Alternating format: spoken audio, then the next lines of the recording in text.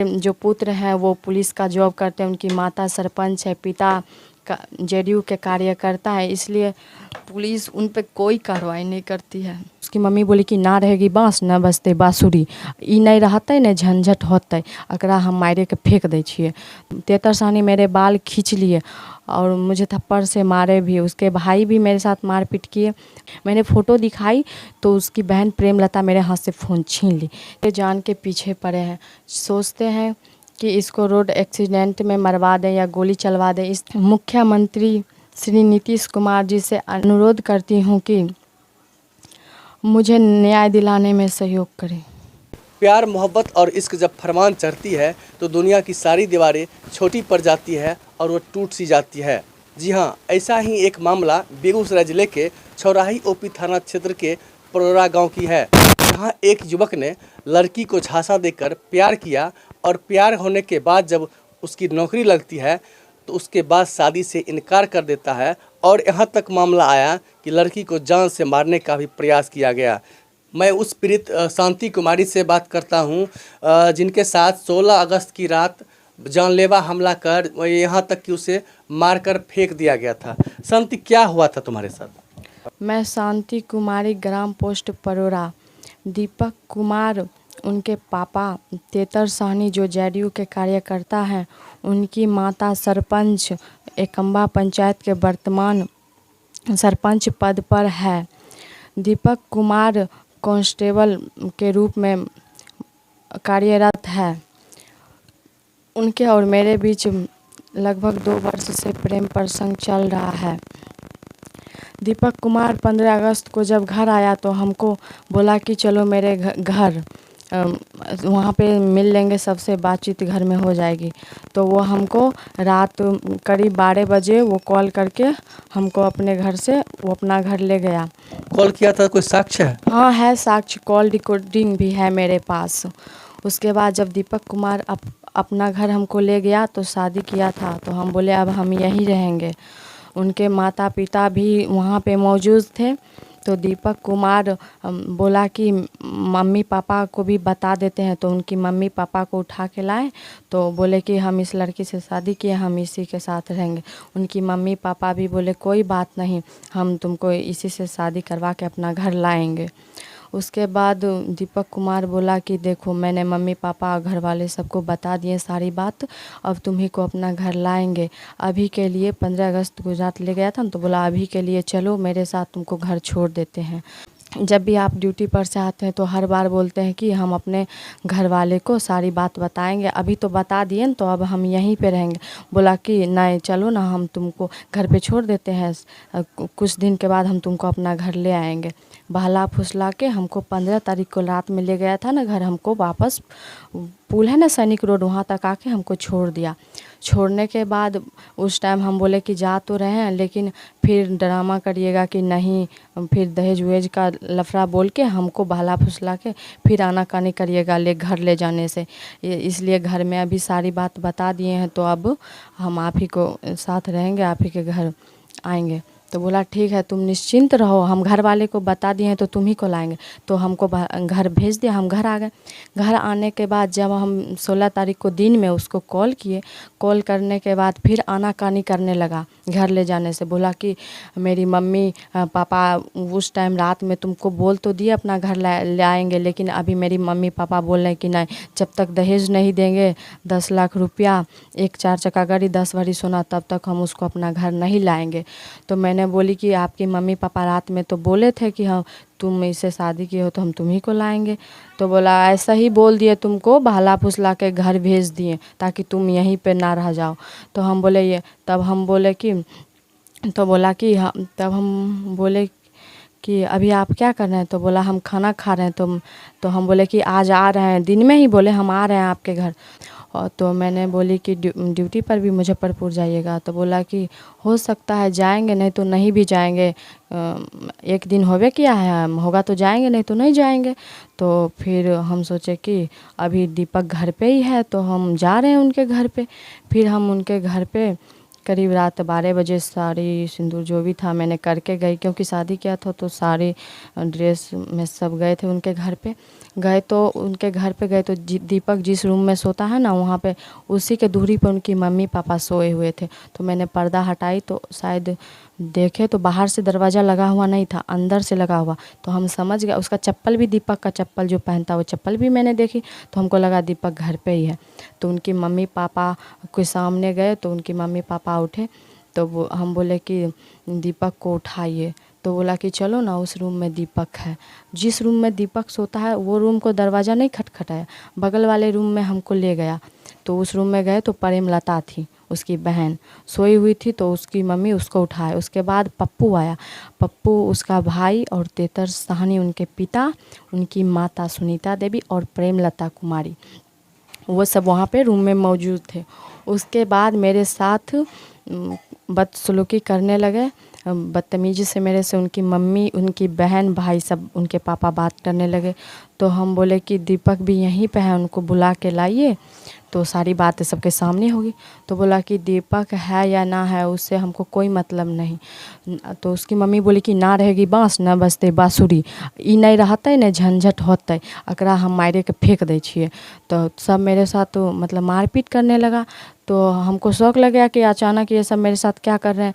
तो उसके बाद उस तेतर साहनी मेरे बाल खींच लिए और मुझे थप्पड़ से मारे भी। उसके भाई भी मेरे साथ मारपीट किए, उसकी बहन भी। उसकी बहन जो मेरे पास फ़ोन था, तो मैंने बोली प्रूफ दिखाते हैं, सारी प्रूफ दिखा रहे हैं, 2.5 साल से बात कर रहा है, जो भी फ़ोटोज़ है और शादी जो मैं बोल रही हूँ ना शादी के, वो भी प्रूफ मेरे पास है। मैं फ़ोन दिखाई, मैंने फ़ोटो दिखाई तो उसकी बहन प्रेमलता मेरे हाथ से फ़ोन छीन ली।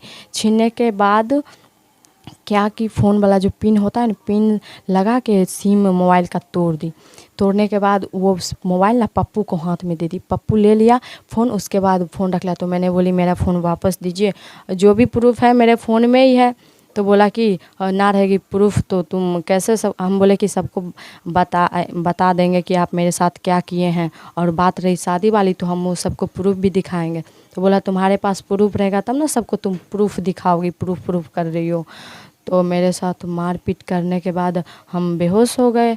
तो सब मिल के क्या किए, वो तेतर साहनी और सुनीता देवी बोले कि इसको जहर पिला दो, जहर पिला के और मार के फेंक देंगे। उसके बाद तेतर साहनी वो अपना बेटा पप्पू को बोला जोरे निकाल, एकरा हम आइ मारिए दै छिए, ठिकाना लगाए दै छिए, एकरा होश मानि दै छिए, होश ठंडा कर दै छिए। तो हम उसको बोले कि ऐसा आप मेरे साथ मत करिए, आपके बेटा है ना घर में सोए, उनको बुला के लाइए, उसके बाद जो करना होगा आप करिएगा मेरे साथ। तो बोला दीपक आके क्या करेगा, वो कुछ घर में है या बाहर में है, वो मतलब मेरा बेटा है, वो हम समझेंगे। तो बोले कि 2.5 साल से मेरे साथ जो प्यार और का संबंध बना के रखा है, तो उसको भी बताना पड़ेगा ना कि इतना दिन से ड्रामा कर रहा था या सच में मेरे से प्यार कर रहा था। वो अभी बोल देगा ना कि मैं ड्रामा कर रहा था तो मैं अपने घर चले जाऊंगी, हमको छोड़ दीजिए। तो बोला कि नहीं, वो नहीं आएगा सामने। तो हमको क्या किए, गर्दन में ठोठी में क्या किया, पप्पू मेरा गर्दन दबा दिया। गर्दन दबाने के बाद मुझे सांस लेने में दिक्कत हो रही थी। उसके बाद मैं सुनीता देवी क्या कि मेरा मुंह खोल दिया। उसके बाद सांस लेने में दिक्कत हो रही थी ना, तो मेरे मुंह में जहर दे दिया। तो मैं सांस लेने के चक्कर में जो जहर था मैंने निगल गई। उसके बाद हम सोचे अब पिला ही दिया, मरिए जाएंगे। उसके बाद हम बेहोश हो गए। उसके बाद हमको कुछ पता नहीं है कि कहाँ क्या किया। उसके बाद जब मुझे होश आया तो मैं सदर अस्पताल में पाई गई थी। उस टाइम हमको एम्बुलेंस से नीचे उतार रहा था। होश आया हमको जब इलाज पूर्ण तरीक़ा से हुआ, तब थाना से पुलिस आए, छुराई थाना से। उसके बाद मेरे से बयान लिए, मैंने लिखित बयान दी। उसके बाद केस दर्ज हुआ, और केस दर्ज होने के बाद अभी तक कोई कार्रवाई नहीं हुई है।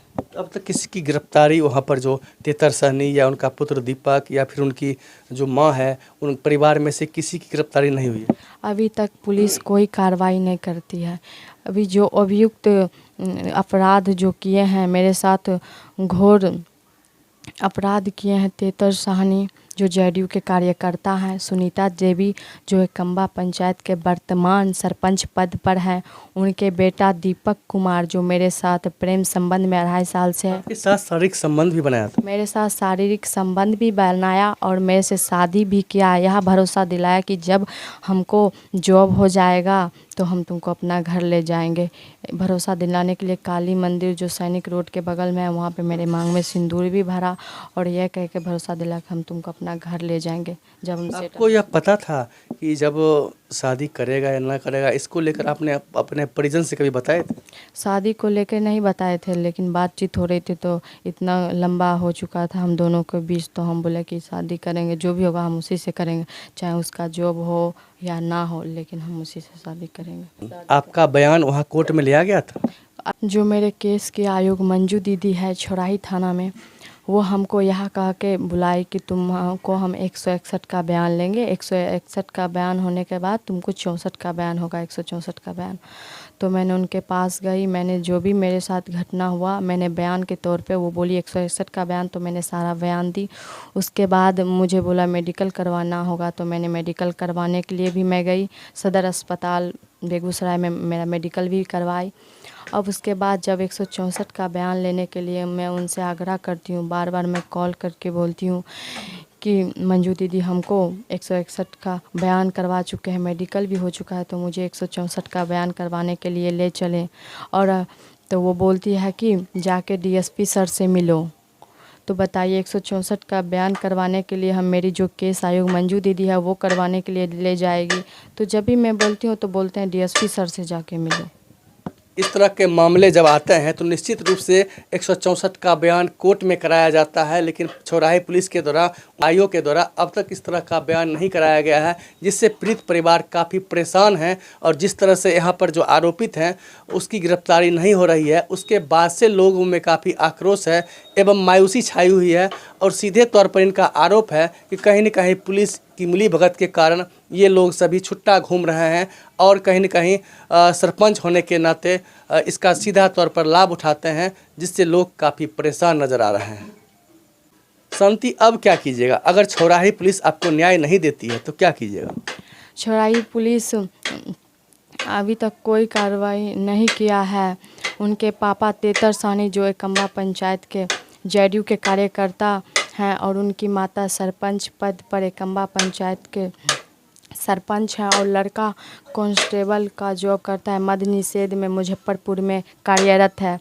इसी बात का होने का वो लोग फ़ायदा उठा रहे हैं, बोल रहे कि हम ये इसके साथ ये सब होने के बावजूद भी ये कुछ नहीं कर पाएगी। मेरे साथ इतना बड़ा अपराध करने के बावजूद भी वो लोग में से पुलिस ने किसी को गिरफ्तार नहीं किया। इसलिए गिरफ्तार नहीं किया है क्योंकि उनके जो पुत्र हैं वो पुलिस का जॉब करते हैं, उनकी माता सरपंच है, पिता का जेडीयू के कार्यकर्ता है, इसलिए पुलिस उन पे कोई कार्रवाई नहीं करती है। अभी भी मेरे जान के पीछे पड़े हैं, सोचते हैं कि इसको रोड एक्सीडेंट में मरवा दें या गोली चलवा दें, इस तरह की साजिश कर रहे हैं। मुझे एकम्बा पंचायत के कुछ लोगों से मुझे भनक लगी है, तो इसलिए मैं DSP sir, SP sir, SSP sir, DIG sir, GI sir, DGP sir, DGP sir से आग्रह करती हूँ कि मुझे न्याय दिलाने की कृपा करें। और माननीय मुख्यमंत्री श्री नीतीश कुमार जी से अनुरोध करती हूँ कि मुझे न्याय दिलाने में सहयोग करें।